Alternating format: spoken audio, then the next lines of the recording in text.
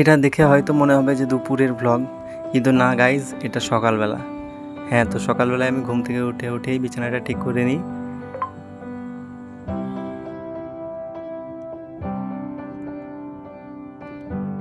তো তারপর বিছানা গোটানো হয়ে যায় আমার। বিছানা গোটানো কমপ্লিট হলে আমি চলে যাই ব্রাশ করতে, ফ্রেশ হতে। তো ফ্রেশ হয়ে দেখছি যে ভাত বসিয়ে দিয়েছে অলরেডি। একদিকে হচ্ছে ডাল আর একদিকে প্রেশার কুকারে ভাত। তারপর সেটা দেখে রান্নাঘর থেকে চলে আসে, আমি পড়তে বসি। এই সময় কিছুটা পলিটি পড়ছিলাম।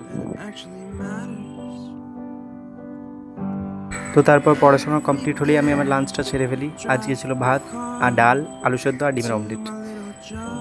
এতদিন এত বেশি ঝমঝমিয়ে বৃষ্টি হচ্ছিল যে রোদের দেখা পাচ্ছিলাম না, কিন্তু আজকে আমার জানলা দিয়ে খুব সুন্দর রোদ এসছে।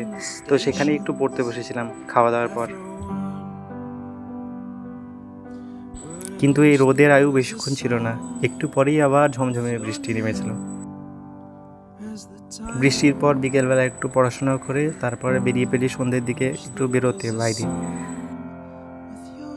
এটা হচ্ছে বহরমপুরের নিমতলা মন্দির। তো নিমতলা হয়ে আমরা কিছুক্ষণ গঙ্গার ধারের দিকে যাই এবং সেখান থেকে একটু আড্ডা মেরে চলে আসি আবার রুমে, এবং রুমে এসে আবার পড়তে বসে যাই। এই সময় কিছুটা আমি ইতিহাস পড়ছিলাম। তারপরে আমার ডেইলি টাস্ক কমপ্লিট হয়ে যায়। নমস্কার, আজকে ছিল ডে 7।